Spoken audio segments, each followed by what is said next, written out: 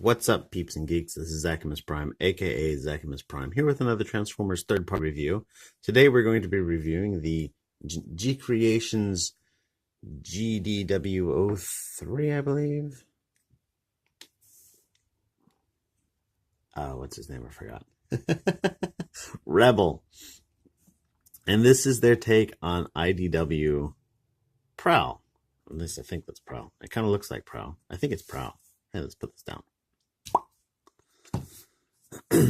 So this is Prowl, how he looks in the IDW comics, and it looks really good. They previously made a really nice, actually, IDW Optimus Prime, and it's a great figure from what I hear. I haven't actually used it myself, but just from looking at it, it seems to be one of the most highly over-engineered figures in Transformers third-party history. It is a very complex figure. I was all super excited about that figure until something about it turned me off to it, and I bought myself the Generation Toy version. But anyhow, this one is not super over engineered, but it still looks really good, and it's got a lot of the same trademarks of the GCreations ones, just really nice crisp paint apps in abundance, paint apps on the guns, paint apps on all the parts, red and blue ones in here, and nice tampos on it. When this came out of the package, it had little arrow stickers here. I don't know what those were for. I really don't. But they came off really easily, so I took them off. Some red paint apps here. I don't even know what these are. Well, I guess they show up in the vehicle mode. Yeah, red and white. Silver for the canopy. This piece here, by the way, this is die cast. This is just front of the shin right here. It's not a lot of die cast. It does almost nothing for the balance of the figure, but yay, die-cast pieces. Some nice dark gray and blue and red in here. The wheels have got little detailing in them, because I guess on Cybertron you can't have a sensible looking wheel. It's got to have, circly designs on it. So yeah, we got some circly designs. Little red paint apps on the forearm. Some blue here, just paint apps everywhere.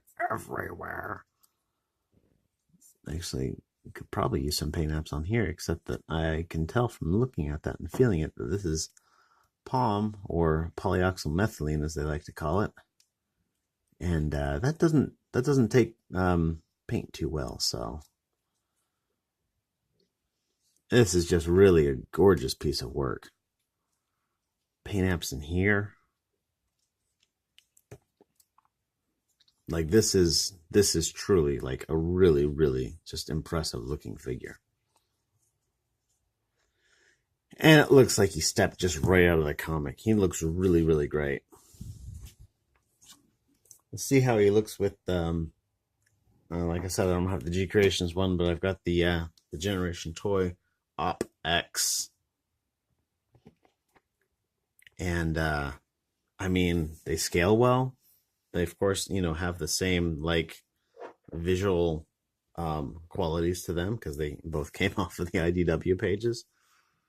I really like people making masterpiece comic characters, because I think that the comics, they ride that line really well between the simplistic nature of the G1 designs and the unrealistic nature of the movie designs. I think that the IDW comics really just hit that in between, and yeah, I mean, if this is an indication of where GCreations is going with this, they can keep going forever, man, just forever. I love it.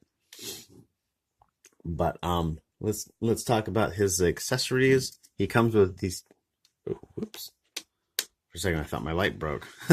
I just bumped it with my elbow. So So he comes with these two guns. They are not the same guns. They are different guns. Let's pull that out of his hand. It has a smaller one, has a bigger one. There's a single tab on the back of, if I recall correctly, I think this is the same way that the tabs on their previous Optimus Prime figure, the way that tabbed in. And so really simple connection, really solid connection, and looks really great. He also comes with a pair of these little beat sticks here, and these don't have any kind of a tab on them. You just put them in there and close it around there, and he's got, you know, it relies on hand pressure to do that. They also kind of wobble around, but there's only one reason I can think of for that, and I'll get to that in a little bit. There's a little hole in the back, but I don't think that's an actual feature because there's nowhere on this that's got like a peg that small, unless you want to, like, you know, stick him on the end of his, you know, stuff like that. Yeah, no. He also comes with a pair of these, his shoulder cannons. They have a hinge on them, so they'll go up and down.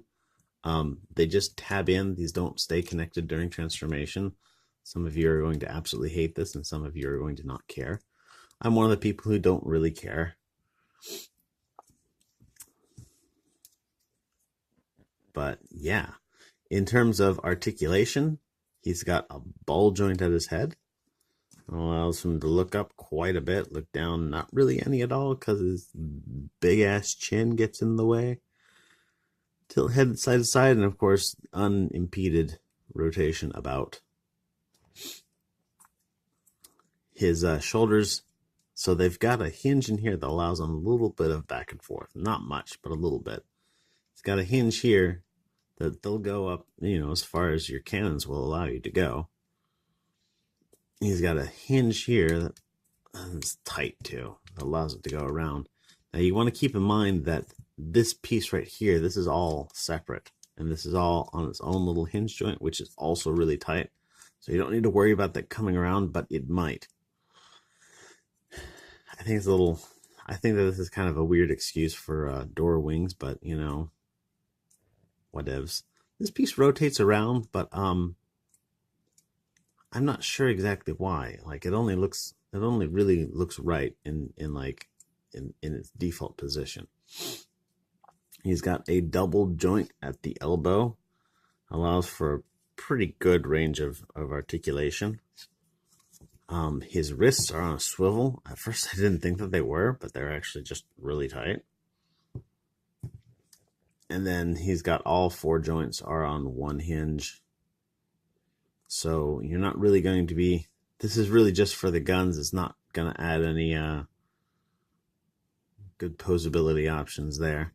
He does have, surprisingly enough, a dedicated ab crunch. Like he's got like a little double joint built into here that extends out and allows him to bend it back and forth. And this is not used for transformation. That's specifically so that you can crunch him around. That's cool. He's got a waist joint that is unhindered. Unhindered by his backpack, which is nice. His hips. So his hip arm, his front hip skirt, instead of going out like this, it actually goes up, which is great if you're, you know, perfectly straight. If you want to move the waist, it'll get in the way. But even still, it doesn't really, it allows them to kick forward that much, kick back as far as the backpack will allow you. And then he will do, let's get these hips armors out of the way. He'll do basically a full Van Damme. If his arms are properly out of the way, he'll go all the way, even maybe a little over. Yeah, that's 105% Van Damme at least. So that's something. Thigh swivels, knee joint. There's this little thing here. When he's standing there, it looks better with it up, but you got to put that down for posability. Get 90 degrees out of that knee joint. His ankle, he doesn't have an ankle tilt per se. He's got his toes on a ball joint and his heel is on a little hinge. And between the two of those, you know, you can at least fake it pretty well. So this little thing moves as well. So you can stick it out, you can push it in. I kind of like to put a little bit in between. But yeah, that's it for his posability. Let's get him transformed up. So to transform him up, you're going to take off his shoulder cannons, his guns, and his beat sticks if he had them in his hands. Stick them all off to the side. So his arms are really simple. His legs are a little bit complex. When I first started getting into his legs, I was like, man, this guy is really complex. And then after like 20 seconds, I got the hang of it. So what we're going to do is we're going to push in this panel here. We are going to pull up this panel here, unpeg this right here. There's a tab that goes into there. This is going to come all the way out. And now we're going to take on the wheel and we're going to push this out, slide this. There's a track in here. We're going to slide this all the way on that track. Put the wheel around like that and then close this back up. Now there's this big, I can see it with my eyeballs. There we go. There's this big hole right here that fits onto this tab right here.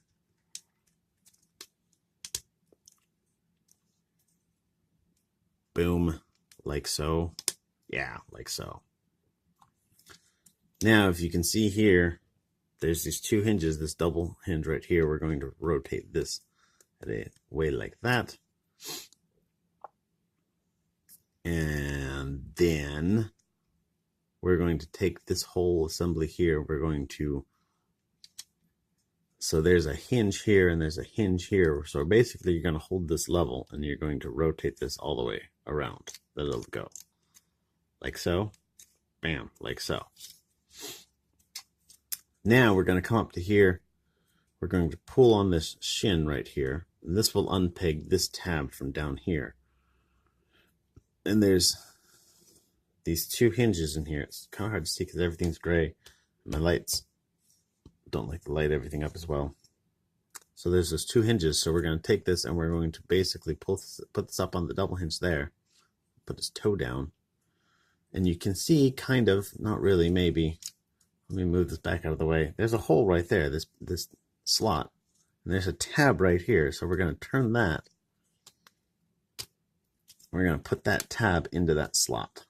Fold this down. Fold this part in. And that is a leg turned into a car leg. A car mode leg. A leg mode car something. Same with the other side. Flip this panel in. Flip this panel up. Unpeg this. Pull that all the way out. Pull this all the way out. Unpeg this panel. Push this forward. Double hinge.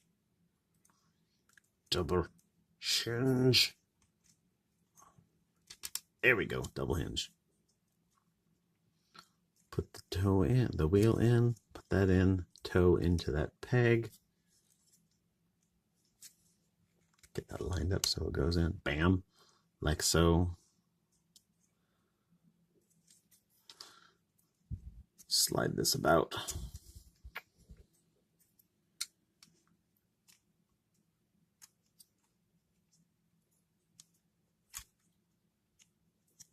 Pin that up. Push this in. Tab that into place. Push this around, up, bam. These are going to tab together more or less, but we're not really going to worry about that right now. Next thing we're going to do is we're going to rotate the waist all the way around. Put this hip armors back down. So it'll rotate this much and then it will offer you resistance don't worry, it's meant to go all the way around. That's the transformation. That's his lower body is basically done. So we're going to start focusing on his upper body. There's no real good way to get these things out of the way. So when you're transforming this, you just kind of want to pull these white panels up as much as they'll go. Kind of put his arms down and then just make sure this white panel here is pulled up a bit because it's on the slightest bit of a hinge. You want to make sure it's pulled so it's open as much as possible, and then just kind of maneuver everything past each other like so. And then you can see his face down there. Yeah. So these will hinge in and out. We're not ready to put them in quite yet. First thing we're going to do is we're going to work with this. This will come out. You've got 2 pegs right here on the back of his arm. These are really important for tabbing everything together on the vehicle mode. So pay attention to those. This smaller peg here is going to go into that tab there. Like I said, the armor and the arm itself each have their individual tabs. You'll need to use both of them to get it all together. And that's about right.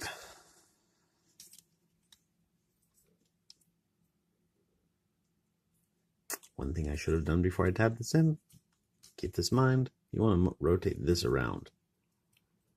All right, tab that back in.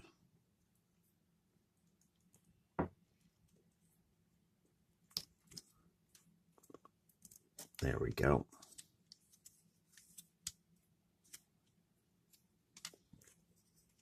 Do the same for the other side. Rotate this.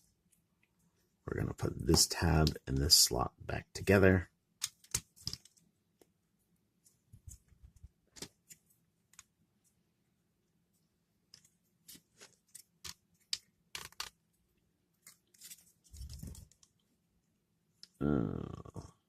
Something's not lined up properly.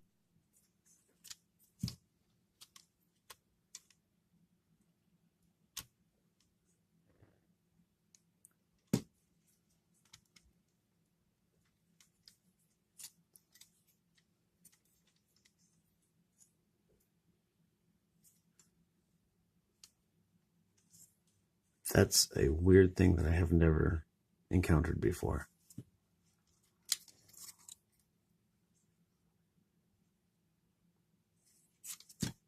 But I know how to fix it.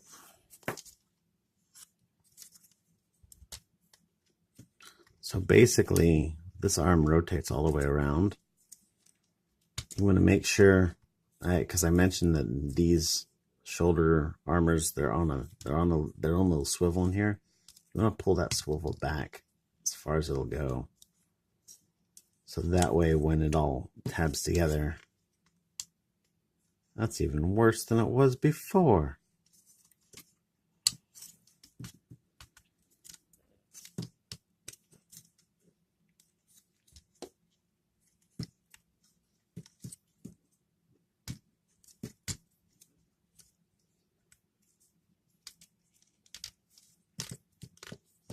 There we go. Here all this time I'm thinking, gosh, you know, the arms are the easy part, the legs are the complicated part, but the arms are actually giving me the most trouble they've ever given me. I've never had that issue with them before. So these parts right here will fold down. There are little like indents on these parts here, and these little tiny tabs, they just kind of locate in there. They don't really tab into anything, but they will locate there. Now let's get the backpack all squared away. This part here is going to come down. This tab, this slot here will peg onto that tab here. So you'll want to pull the legs back a bit so this will get past each other. Those will tab in quite securely, actually. Pretty nice. these will come around and fill in those gaps. And then this will come in there and slide past this armor here. And then there's these little tabs right in here.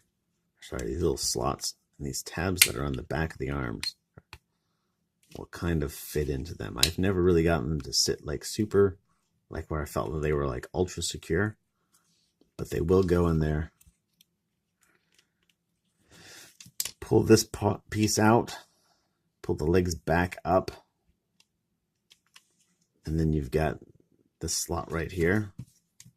Go onto that tab there. And as you do that, be sure to also tab together these tabs here. Make sure everything is straight. Make sure everything is lined up. Just kind of mash it together till it all goes into place.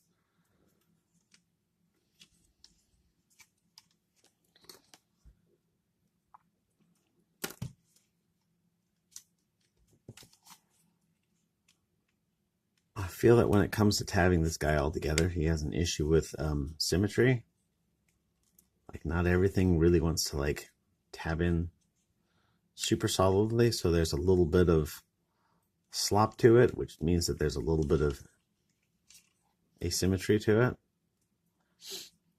But now we're going to take these, we're going to peg them in.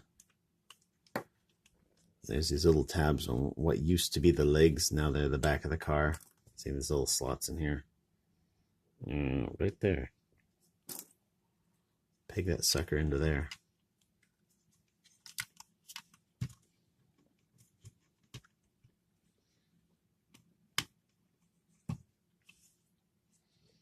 Bam, done. Now, he does have tabs right here for pegging in the guns. Each of these guns have got this square slot on either side. So you could peg them into either side.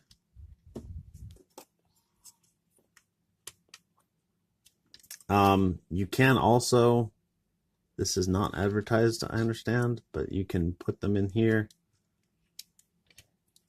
These little beat sticks and then fold them up like this.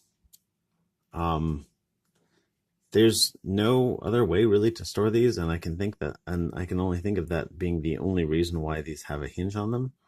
So yeah, you can technically store everything on him in vehicle mode. So if that, like really gets your motor going, like seriously, this is the figure for you, I guess.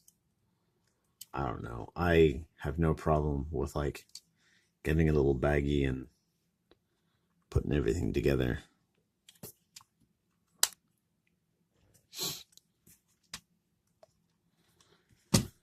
But there he is in vehicle mode. He's this kind of, Cybertronian car, I guess. I mean, he's got a lot of the whole Cybertronian thing kind of cracks me up sometimes because like there's clearly stuff on here that I don't know. Like I don't know if it's all like that's definitely an Earth thing, I can't really believe that that's like an international standard for this is the pose. And then this is the button you push if you want to eject it, I guess. I don't know. But yeah, so because I don't have everything lined up all the way, like I have some issues rolling him freely. It's mostly, and of course all the stuff wants to fall off. A lot of it's in these front wheels. They rub against the bumpers if you don't have everything in like exactly the right spot. And I have not really figured out yet exactly what exactly the right spot is. But there we go. So now he'll roll really well. These don't want to stay in place. You can tab them in, but they fight with these side armors here. And as you jiggle like anything around trying to get it aligned properly, that will slowly but surely wiggle these out till they don't fit in. These also don't really like to stay on very well. And these are not technically part of the vehicle mode, even though these technically kind of are, I think. I have to brush up on my IDW comics. You mostly see him in his vehicle mode, or in his robot mode, you know, throwing tables and stuff like that.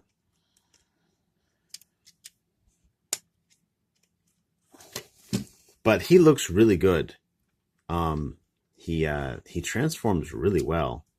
And he's got these little fins here.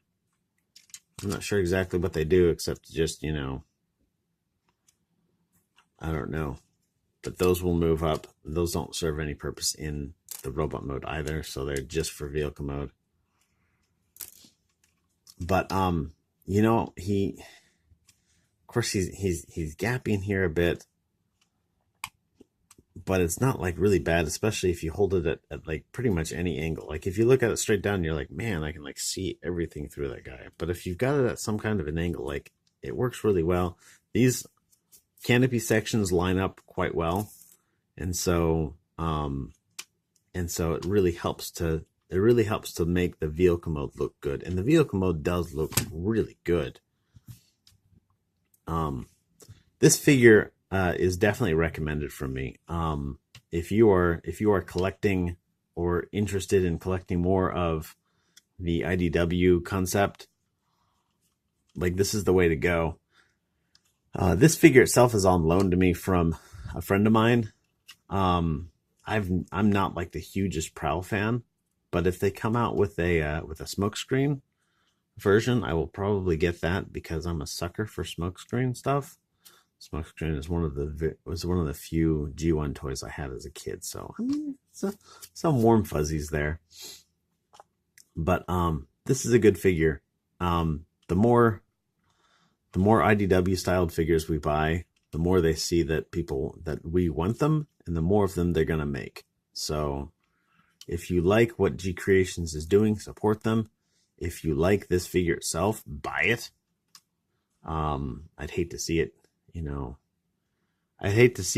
go out of, like, if you want it and you're like, I don't know how I feel about it, and then later you go be like, okay, I'm gonna buy it, and it's nowhere to be found. So definitely hop on it while it's available. But anyhow, thank you everybody for watching. Optimus Prime signing off. Everybody be good to each other and have a great day. See ya.